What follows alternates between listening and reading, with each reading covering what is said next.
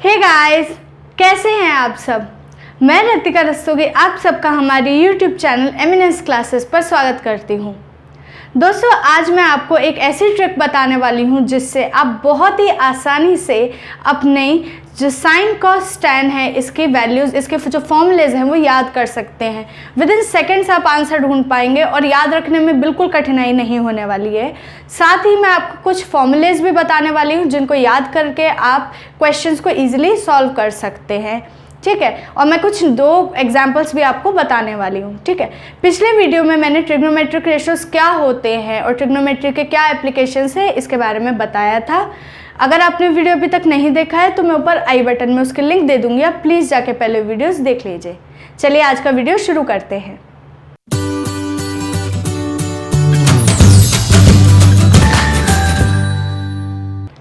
दोस्तों, अभी मैंने बताया कि जो 6 ट्रिग्नोमेट्रिक रेशियोज हम लोग पढ़ रहे हैं उसमें से आपको सिर्फ 3 याद रखने की ज़रूरत है। कौन कौन से? साइन, कॉस और टैन। बाकी के जो 3 हैं वो जस्ट इनके रेसिप्रोकल हैं। साइन का रेसिप्रोकल होता है कोसेक, ठीक है। कॉस का रेसिप्रोकल होता है सेक और टैन का रेसिप्रोकल होता है कॉट। अब जो ये 3 याद रखने हैं आपको, इन तीनों को याद रखने की भी एक शॉर्ट ट्रिक है जिससे आप बड़ी आसानी से, आपको कुछ दिमाग ही नहीं लगाना, आपको हमेशा याद हो जाएगा। देखिए, साइन क्या होता है? P/H। कॉस होता है B/H, मतलब perpendicular hypotenuse, base upon hypotenuse. और टैन होता है परपेंडिकुलर अपॉन बेस, P/B। अब ये जो हमने इसके शॉर्ट लेटर्स लिख रखे हैं, बस इससे हम एक फॉर्मेट बनाते हैं, ठीक है। तो ये क्या बनता है? देखिए, पंडित बद्री प्रसाद हर हर बोले। इस तरीके से याद रखेंगे तो आपको साइन कॉस टैन तीनों याद हो जाएगा, ठीक है। क्या बनाइए? पी के लिए लिखेंगे पंडित, यहां लिखेंगे बद्री, यहां लिखेंगे प्रसाद और ये लिख देंगे हर हर बोले। देखो, अब ये याद करना तो आसान है ना, पंडित बद्री प्रसाद हर हर बोले।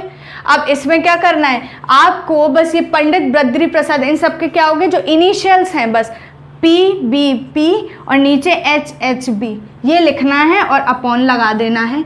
आपके तीनों स्टार्टिंग के ट्रिग्नोमेट्रिक रेशियोज तैयार, और जस्ट इनका रेसिप्रोकल करके आपके ये तीनों भी तैयार हो जाएंगे। तो है ना आसान चीज़, कोई टिपिकल काम नहीं है।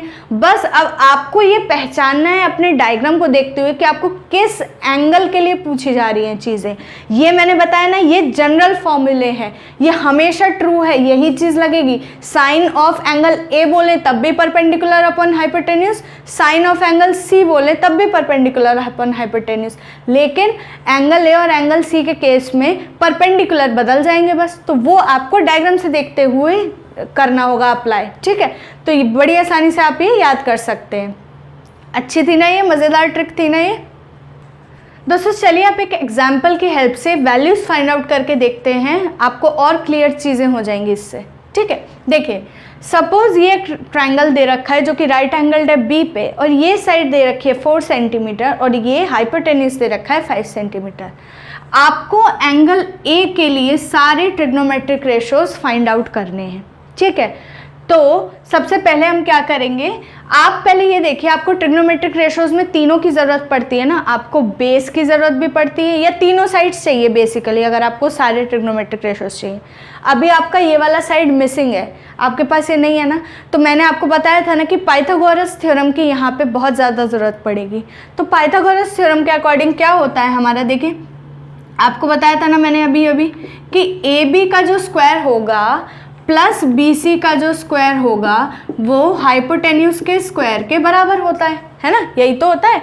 इसका स्क्वायर प्लस इसका स्क्वायर करते हैं तो 90 डिग्री के सामने जो साइड है, मतलब जो सबसे बड़ी साइड है हमारी हाइपोटेन्यूज, उसके स्क्वायर के बराबर होता है। अब देखिए, AB आपके पास प्रेजेंट है 4 सेंटीमीटर, तो यहाँ पे लिखेंगे 4 का स्क्वायर, प्लस BC मिसिंग है तो BC को एज इट इज छोड़ दो, ठीक है।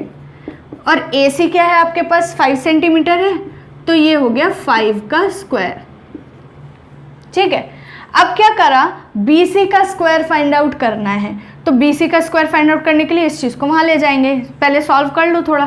4 स्क्वायर इज 16 प्लस BC का स्क्वायर प्लस 5 स्क्वायर इज 25। ठीक है, तो यहाँ से क्या मिल गया, BC का square is equal to 25 minus 16 that is equal to 9। ये आया ना, और 9 किसका स्क्वायर होता है, ये होता है 3 का स्क्वायर। तो BC की वैल्यू क्या हो गई, BC की वैल्यू प्लस 3 सेंटीमीटर। माइनस तो ले ही नहीं सकते ना, क्योंकि साइड की मेजरमेंट हमेशा पॉजिटिव होती है। ठीक है, तो BC मुझे क्या मिल गया, 3 सेंटीमीटर। अब ये जो मुझे मिल गया है, अब इसकी हेल्प से मैं अपने सारे ट्रिग्नोमेट्रिक रेशियोज फाइंड आउट करूंगी। देखिए, पहला ट्रिग्नोमेट्रिक रेशियो साइन ए, अभी फॉर्म याद कराया ना पंडित बद्री प्रसाद हर हर बोले, उससे याद कीजिए। देखिए, P पहले आता है और नीचे H आता है ना, पंडित बद्री प्रसाद हर हर बोले, तो P अपॉन H हो गया साइन। तो साइन ए क्या हो गया, P upon H। P upon H मतलब परपेंडिकुलर, A के लिए परपेंडिकुलर कौन सा है, ये है, तो ये आएगा 3, और हाइपोटेन्यूज कौन सा है, ये है, तो ये आएगा 5। तो साइन ए की वैल्यू हो गई 3/5। देखिए, जो ये साइन और ये आगे जो भी ट्रिग्नोमेट्रिक रेशो जो भी मिलेंगे, ये एक रेशो है और रेशो की कोई यूनिट नहीं होती। ठीक है, तो इसलिए जो सेंटीमीटर है वो इसकी, ये नहीं कहना कि ये सेंटीमीटर में है, नहीं, ये एक रेशो है। ठीक है, और रेशोज की कोई यूनिट नहीं होती, इसलिए साइन ए की वैल्यू सिर्फ 3/5 रहेगी, कहीं कोई यूनिट नहीं लगाएंगे। आप वैसे भी देख लीजिए, कॉमन सेंस लगा के आप यहाँ सेंटीमीटर लिख दो, यहाँ भी सेंटीमीटर लिख दो, कट जाएगा, है ना। तो रेशोज की जब आपको पता है ना कोई यूनिट होती ही नहीं है, तो इसलिए ये एज इट इज रहेगा। ठीक है, अब दूसरा फाइंड आउट करते हैं, कॉस ए। कॉस ए क्या होता है, B/H। ठीक है, तो ये हो गया B/H। देखिए, B क्या है, मतलब A के लिए बेस, बेस A के लिए है AB। आप ऐसे भी सोच सकते हैं, जो बेस होगा ना, अगर मैं A के लिए बेस की बात कर रही हूँ तो A उसमें ज़रूर आना चाहिए। मतलब AB में देखिए A आ रहा है ना, तो इसका मतलब ये A के लिए बेस है। लेकिन देखिए BC, क्या इसमें A आ रहा है, नहीं, तो ये BC इसका बेस नहीं है, इसलिए BC परपेंडिकुलर है। ठीक है, यहाँ साइन A जब निकाला था तो वहाँ परपेंडिकुलर 3 यूज़ किया ना, BC। आप ऐसे भी दिमाग लगा सकते हैं। ठीक है, तो A अगर इसके लिए बेस है तो मतलब क्या हुआ, ये हुआ AB/AC। हाइपोटेन्यूज तो सबसे लंबी साइड होती है, वो 90 डिग्री के जस्ट सामने वाली होती है, तो इसलिए उस पर दिमाग नहीं लगाना, वो अलग है। कन्फ्यूजन हमेशा बेस या परपेंडिकुलर में रहता है। तो वो चीज़ फाइंड आउट करने के लिए मैंने आपको बताया कि जिसमें मतलब अगर आप A के लिए बेस फाइंड कर रहे हैं तो A उसका एक लेटर होना चाहिए, जो भी साइड आप लें उसमें एक लेटर A ज़रूर होना चाहिए, है ना। तो देखिए AB आ गया, AB/AC। AB की वैल्यू है 4, AC की वैल्यू है 5, तो ये हो गया 4/5। ठीक है, तीसरा ट्रिग्नोमेट्रिक रेशियो देखते हैं, tan A। tan क्या होता है, परपेंडिकुलर अपॉन बेस। परपेंडिकुलर की वैल्यू कितनी है, ये 3 है ना, BC परपेंडिकुलर है और बेस है AB, तो ये हो गया BC/AB। BC की वैल्यू कितनी है 3 और AB की वैल्यू कितनी है 4, ये हो गया। बाकी 3 ट्रिग्नोमेट्रिक रेशियो आपको निकालने पड़ेंगे, नहीं निकालने, बड़ा आसान काम है। फोर्थ वाला ट्रिग्नोमेट्रिक रेशियो क्या होता है, कोसेक A। कोसेक A यहाँ से लिख दो H/P, H/P, जिसकी वैल्यू हो गई 5/3, 5/3। ठीक है, अब फिफ्थ ट्रिग्नोमेट्रिक रेशियो निकाल के देखते हैं। फिफ्थ ट्रिग्नोमेट्रिक रेशियो है सेक A। सेक A क्या होता है, H/B, हाइपोटेन्यूज अपॉन बेस। इसकी वैल्यू क्या हो जाएगी, 5/4, 5/4। और सिक्स ट्रिग्नोमेट्रिक रेशियो है हमारा कॉट A।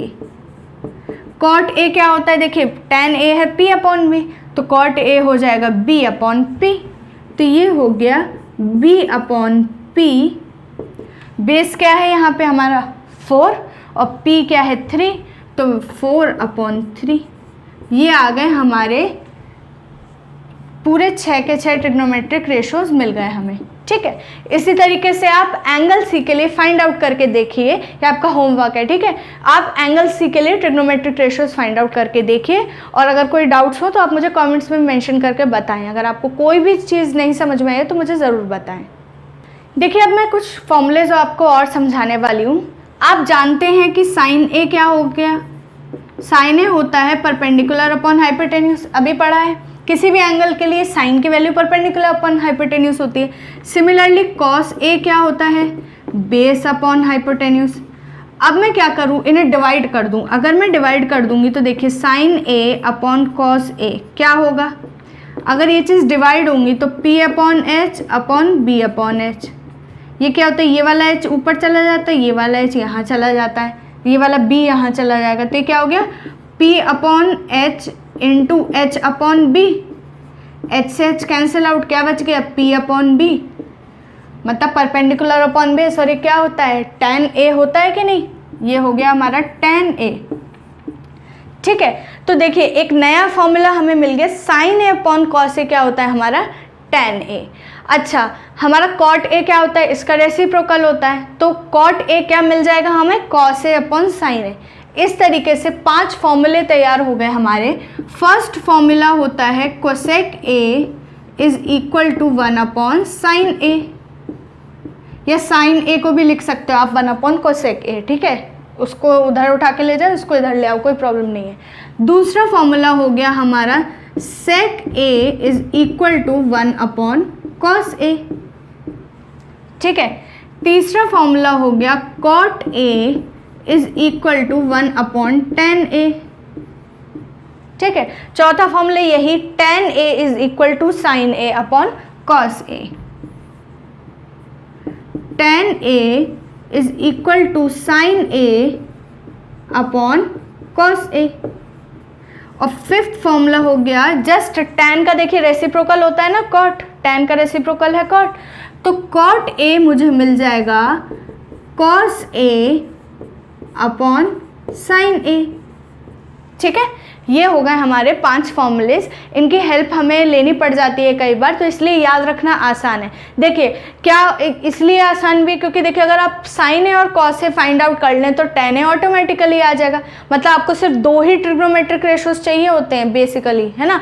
ये 2 अगर फाइंड कर लिए साइन और कॉस, उससे सब निकल आएंगे। साइन और कॉस की हेल्प से tan निकल आएगा, साइन का रेसिप्रोकल कर देना कोसेक निकल आएगा, कॉस का रेसिप्रोकल कर देना सेक निकल आएगा, और इस tan का रेसिप्रोकल कर दोगे तो कॉट निकल आएगा। ठीक है, तो आपके पास अगर कोई ट्राइंगल दिया हो, 3 साइड्स दी हुई हो, और आप बस 2 ट्रिग्नोमेट्रिक रेशोज फाइंड आउट कर लो, उसके हेल्प से आप बाकी के पूरे बचे हुए 4 ट्रिग्नोमेट्रिक रेशोज फाइंड आउट कर सकते हो बिना उस डायग्राम की हेल्प लिए। ठीक है दोस्तों, मैं आपको अभी बताने वाली हूँ अब पाइथागोरियन ट्रिपलेट्स। क्यों पढ़ना ज़रूरी है पाइथागोरियन ट्रिपलेट्स, आपके क्वेश्चंस को आसान करने के लिए। देखिए अभी हमने देखा कि जो क्वेश्चंस जब हम सॉल्व करते हैं तो हमें क्या ज़रूरत पड़ती है, वहाँ पर राइट एंगल ट्राइंगल्स के अगर 2 साइड्स दिए हों तो तीसरे साइड निकालने की ज़रूरत पड़ती है। ठीक है, अब पाइथागोरियन ट्रिपलेट से क्या होगा, आपको वो तीसरा जो साइड है वो निकालने की ज़रूरत नहीं पड़ेगी। क्यों, अगर आपको वो ट्रिपलेट याद होगा, अगर जो ट्रिपलेट्स में बताने वाली हूँ अगर आपको वो याद है, तो उन 2 में से अगर मतलब वो ट्रिपलेट में से अगर कोई 2 आपके नंबर्स मैच हो जाएंगे तो ऑटोमेटिकली आपको समझ में आ जाएगा कि तीसरा जो साइड है उसकी लेंथ क्या होने वाली है। फॉर एग्जांपल जैसे मैंने पिछले एग्जांपल में अभी बताया था कि 4 और 5 आपको दिया गया था और 3 आपको निकालना पड़ा था। जब एग्जाम में क्वेश्चंस करेंगे तब तो आपको पाइथागोरस थ्योरम लगा के ही सॉल्व करना है, लेकिन सपोज कभी आपको क्वेश्चन बहुत जल्दी से सॉल्व करना है, कोई ऑब्जेक्टिव टाइप क्वेश्चन है, ठीक है, या फिर आपके पास इतना टाइम नहीं है कि आप पाइथागोरस थ्योरम पूरी लगा पाए, है ना, कभी हो जाता है टाइम कम पड़ जाता है पेपर में, तो उस केस में अगर आपको ये ट्रिपलेट्स याद है ना तो बहुत आसानी से आप काम कर सकते हैं। देखिए जैसे क्या, पहला होता है हमारा 3, 4, 5। देखिए जो पिछला एग्जाम्पल था उसमें यही था ना, 4 और 5 आपको दिया था। अगर आपको ये ट्रिपलेट याद होता तो ऑटोमेटिकली आप समझ जाते ना कि ये 2 नंबर्स आपको दे रखे हैं, तो जो थर्ड साइड है वो ऑटोमेटिकली ये साइड होगी। ठीक है, तो पहला ट्रिपलेट मेरा ये हो गया। दूसरा ट्रिपलेट मेरा होता है 5, 12, 13। ये ट्रिपलेट्स क्या मीनिंग दे रहे हैं, मतलब इनके जब ये पाइथागोरस थ्योरम को फॉलो करते हैं, मतलब इसके जब स्क्वायर करोगे और इसका स्क्वायर करोगे और जब उन्हें ऐड करोगे तो इसका स्क्वायर मिल जाएगा। आप वेरीफाई करके देख सकते हैं, चेक कीजिए। देखिए 5 का स्क्वायर क्या होता है 25 और 12 का स्क्वायर क्या होता है 144। ऐड कीजिए कितना आएगा 169 आएगा, और 169 क्या होता है 13 का स्क्वायर होता है। तो ये सारे आप वेरीफाई करके देख सकते हैं, मैं जितने भी लिखवाने वाली हूँ उन सबके लिए ट्रू हो जाएगा, है ना। पाइथागोरस थ्योरम ट्रू होती है उन सबके लिए। तीसरा ट्रिपलेट है हमारा 6, 8, 10। फोर्थ ट्रिपलेट है हमारा 7, 24, 25, ठीक है। फिफ्थ ट्रिपलेट है हमारा 8, 15, 17। जनरली इतने ही आते हैं आपके यूज़ में, इसके अलावा आई डोंट थिंक कोई भी काम में आने वाला है। तो इतने ही बस आप ये 5 ट्रिपलेट्स अगर याद रख लेते हैं तो आपका काम बड़ी आसानी से होने वाला है, ठीक है।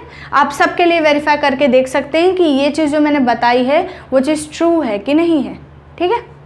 दोस्तों अब इस टाइप के क्वेश्चन आपको देखने को मिलेंगे, जैसे क्या होगा, आपको एक ट्रिग्नोमेट्रिक रेशो दे दिया होगा और इसकी हेल्प से बचे हुए 5 ट्रिग्नोमेट्रिक रेशोज फाइंड आउट करने की कोशिश करनी है आपको, है ना। इस टाइप से पूछा गया है कि बाकी ट्रिग्नोमेट्रिक रेशोज फाइंड आउट कीजिए।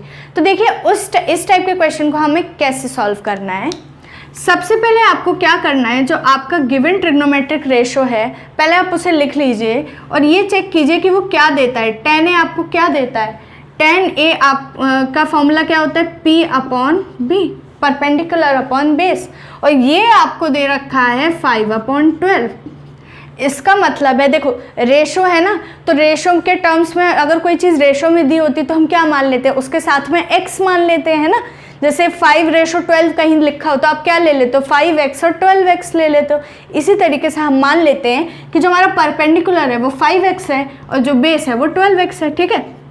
परपेंडिकुलर मान लिया 5x और बेस मान लिया 12x, ठीक है। अब ये चीज़ आप ट्राइंगल पे रिप्रेजेंट कर दीजिए।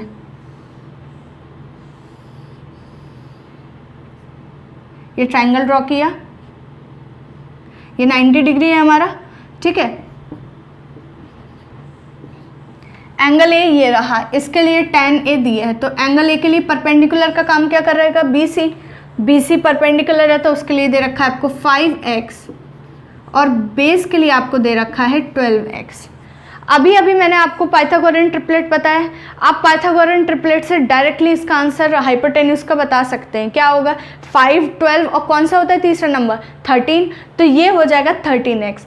नहीं तो आपको पाइथागोरस थ्योरम तो अप्लाई करनी होगी, क्या होगी, देखिए बाय पाइथागोरस थ्योरम